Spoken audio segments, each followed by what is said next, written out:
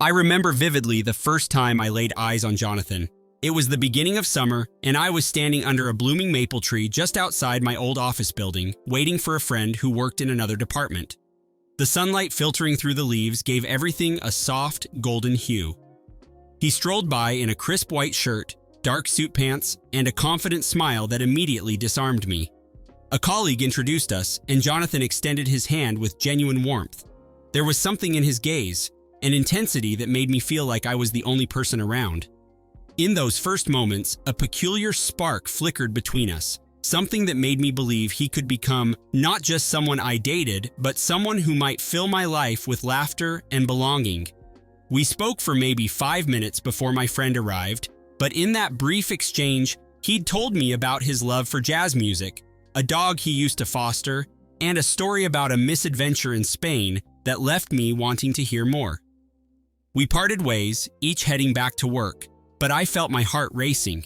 When my friend teased me about the flush in my cheeks, I just giggled and brushed it off. Deep down, I knew this was the start of something special, though I had no idea how complicated it would become. We began meeting for coffee breaks, harmless chats that slowly grew into lunch dates.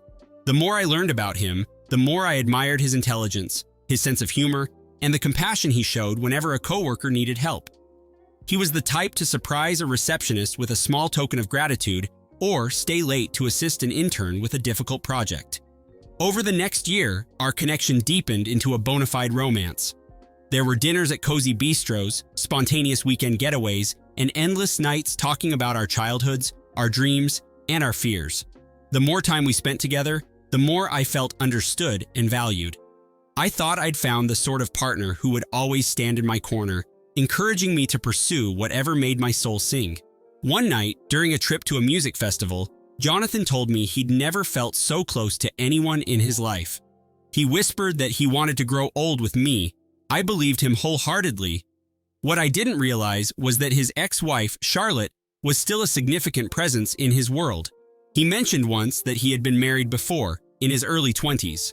They had split amicably, or so he claimed. I pictured a polite but distant relationship, the kind where they might exchange holiday cards or the occasional text message. Instead, she was his closest confidant. They shared inside jokes, traveled together at times, and seemed enmeshed in ways I couldn't quite comprehend. When we got engaged, Jonathan casually announced that Charlotte would be his best man. I felt my stomach tighten, but I told myself I was secure enough to handle his unusual friendship. On our wedding day, Charlotte stood at Jonathan's side, resplendent in a tailored tuxedo. She delivered a heartfelt toast about how some people are meant to stay in your life forever, and she ended with a lingering embrace that left me feeling oddly unsettled. But by then, the music was playing, the guests were laughing, and I tried to push down the strange knot in my chest. I thought perhaps this was just the price I had to pay. In the early years of our marriage, I tried to accommodate Jonathan and Charlotte's connection.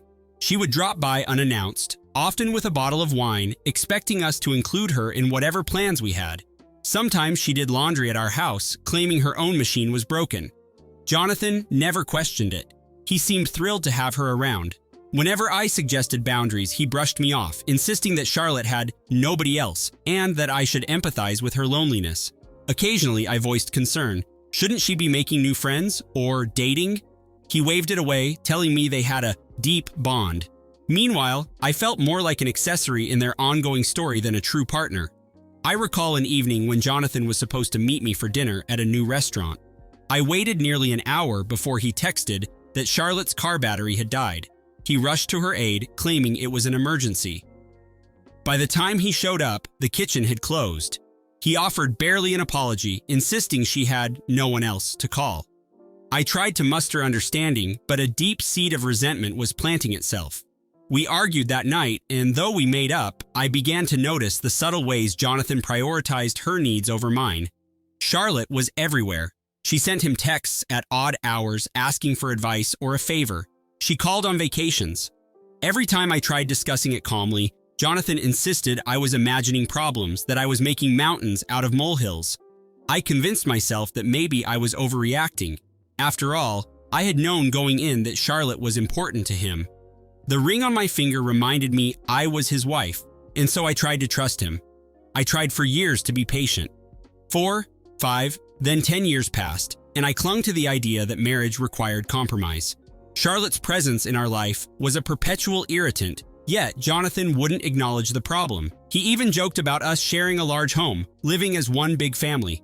My objections seemed childish to him. He'd say, "You're my wife, she's just my best friend." But I saw how his face lit up when she arrived, how they shared private glances that shut me out. I lied to friends and relatives, claiming our marriage was rock solid. Inside, I felt overshadowed by the bond Jonathan and Charlotte had never severed. Some nights, I woke up shaking, afraid he might sneak out to call her.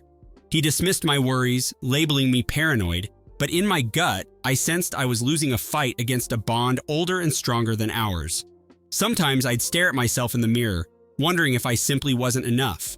After nearly 14 years, I discovered I was pregnant.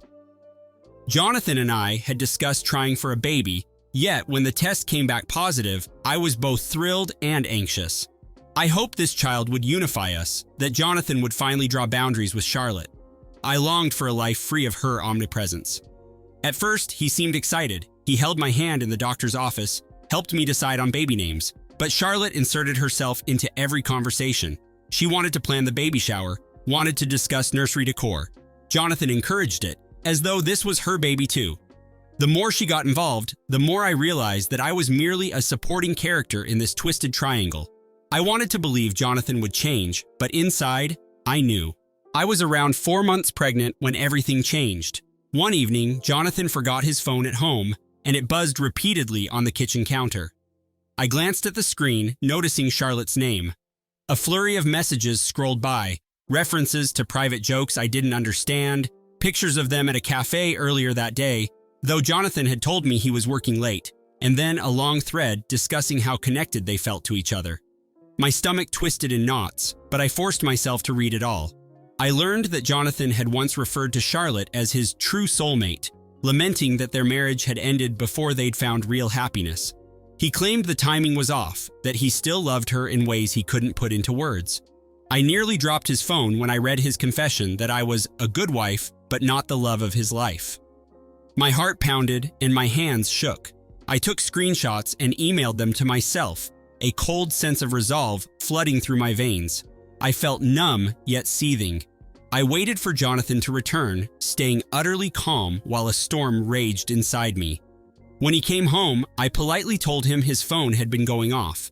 He glanced at it, looking momentarily guilty, but said nothing about Charlotte. I realized he had no intention of being honest. There was no remorse in his eyes. That night, I locked myself in the bathroom and sobbed until I gagged. My entire marriage suddenly felt like a cruel joke. I thought about confronting him right then, but an odd clarity told me to wait. Revenge wouldn't bloom in the heat of the moment. I needed a plan that would ensure he felt every bit of betrayal he'd inflicted on me. In the days that followed, I wrestled with my fury. At work, I forced a smile, but inside I was replaying the messages I'd read. My baby bump was just beginning to show, a constant reminder that I had to protect not just myself, but also this innocent life. Jonathan continued his usual routines, texting Charlotte, meeting her for coffee, then coming home to me as though nothing was amiss. I stopped questioning him. I pretended ignorance, though every glance he threw at his phone made my blood boil. I made discreet moves. I consulted a lawyer recommended by a trusted colleague, one who specialized in cases where spouses were financially entangled with people outside the marriage. Before telling him everything, I gathered more evidence: bank statements, credit card bills showing suspicious charges at hotels and restaurants on days he claimed to be at business meetings. Through it all, I maintained the facade of a devoted wife. Then, in my 5th month of pregnancy, I quietly spoke to my boss about taking a leave under the pretense of high-risk complications. In reality, I wanted time to orchestrate my departure. I'd discovered I legally had grounds to claim certain assets if I could prove emotional neglect and deception. My lawyer guided me on how to secure the house, my finances, and future child support. I felt no guilt about it. Jonathan had shown none for what he was doing behind my back. Meanwhile, Charlotte acted more emboldened. She called Jonathan at midnight, asked him to fix her kitchen sink on a Sunday morning, and even left personal items in our home. I gritted my teeth, feigning a docile acceptance. Every time she crossed a boundary, I reminded myself that vengeance was near. In the darkest hours, I stroked my belly, promising my unborn child a better life than this twisted dynamic. One afternoon, I asked Jonathan to join me for what he assumed was a routine prenatal checkup. In truth, I'd scheduled an appointment with a couples counselor. The day before, I informed the counselor privately that I suspected an emotional affair. She advised that we could address it in session. Jonathan arrived, looking puzzled when he saw the counselor's door instead of the obstetrician's office. I let him in without explanation. We settled into chairs in a warmly lit room. The counselor introduced herself and asked about our marriage. Jonathan shot me a glare, but started talking about how stressful everything had been with the pregnancy, how he wanted support from his best friend Charlotte. I sat quietly until the counselor invited me to speak. That's when I recounted the texts I'd seen, the receipts for clandestine outings, and my suspicion that Jonathan loved Charlotte more than he ever loved me. He stiffened, trying to deny it, but I calmly pulled out printed pages of their messages. He blanched. The counselor looked genuinely taken aback, and Jonathan stumbled over words of protest. "It's not what it looks like. She's just important to me. I never wanted to hurt you." My rage simmered beneath a mask of collected composure. I asked him one question. "Do you love her more than me?" He hesitated, sweat beading on his brow, then avoided my gaze. His silence was the only answer I needed. The counselor tried to mediate, urging Jonathan to be honest about his feelings. He finally admitted that Charlotte was like a soulmate, but insisted he still cared for me. I stood up, heart pounding, and declared I was done tolerating second place. I told him I wanted space to think about the future of our marriage. That was the first time I saw genuine fear in his eyes. That evening, Jonathan begged me to talk things through, but I locked the bedroom door and slept alone. I was beyond heartache. I was plotting my exit.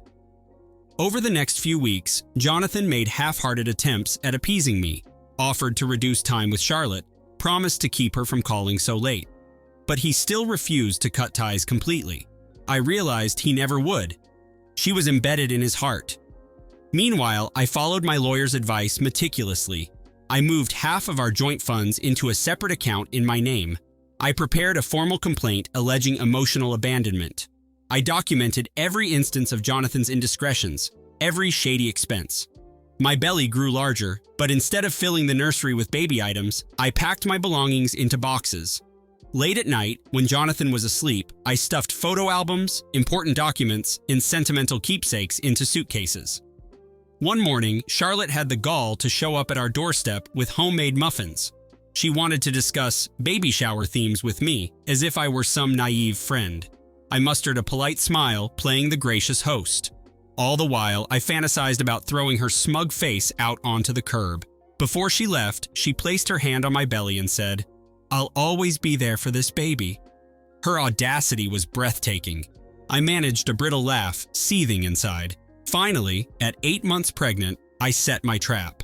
I told Jonathan we needed to spend a weekend at a quiet cabin, just the two of us, to reconnect before the baby arrived. He seemed relieved, hopeful that our marriage might salvage itself. In reality, I'd already arranged for a moving truck to come while we were gone.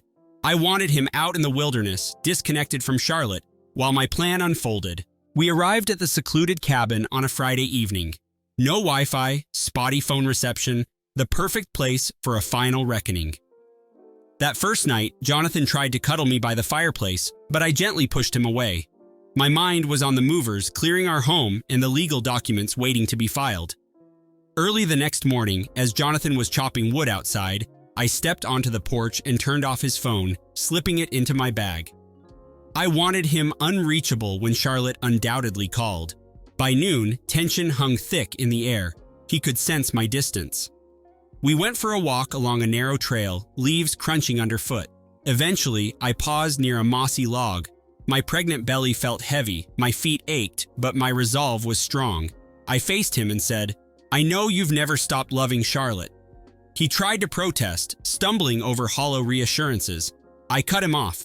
"You've lied to me, betrayed me, and I'm done. We're done." His face paled. He reached out to touch my arm, but I stepped back. In that silent, forested moment, I watched the realization crash into him like a cold wave. Jonathan sank onto the log, tears brimming. He pleaded with me, claimed he'd break all contact with Charlotte if that's what I wanted. But I could see in his eyes that he was lying. Even if he tried, the hold she had on him was too strong. He would resent me, or relapse, or do something even more deceptive down the road. I refused to spend the rest of my life as a runner-up. I offered him no comfort, no sympathy, just the stark truth. I was leaving, and he had no say in it. We hiked back to the cabin in tense silence. He tried to use his phone to call Charlotte, but discovered it was dead. He turned to me with panic, and I merely shrugged.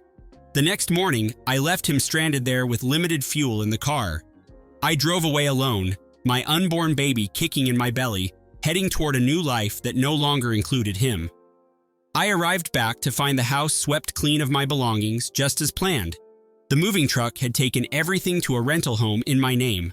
My lawyer had filed the papers, freezing our assets and securing an emergency order granting me exclusive use of the house. Jonathan was locked out with no clothes, no furniture, and no explanation for Charlotte, who undoubtedly would be frantic to reach him.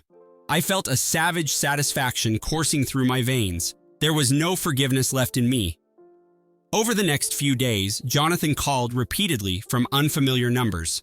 Sometimes I'd answer just to let him hear silence before hanging up. I wanted him to feel the same isolation I'd endured. When he finally reached me through my lawyer, he demanded to know how I could do this to him. I calmly directed all inquiries to my attorney and ended the call. I refused to grant him the courtesy of a direct conversation.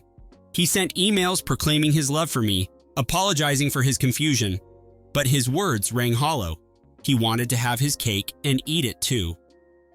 Charlotte attempted to contact me, claiming that Jonathan was devastated and that I should at least speak to him. I blocked her number without a second thought. My child deserved a mother who stood tall in her own power. The day the divorce was finalized, I tossed my wedding ring into a pawn shop tray and walked away without looking back. A month later, I gave birth to a baby girl. I named her Hope, not because I held any for Jonathan, but because I wanted her to symbolize resilience. Holding her in my arms, I felt the enormity of starting fresh. I had faced betrayal, endured heartbreak, and exacted my revenge. In the end, I discovered the unbreakable truth. I deserved more than to be second to anyone, and I would never again settle for less.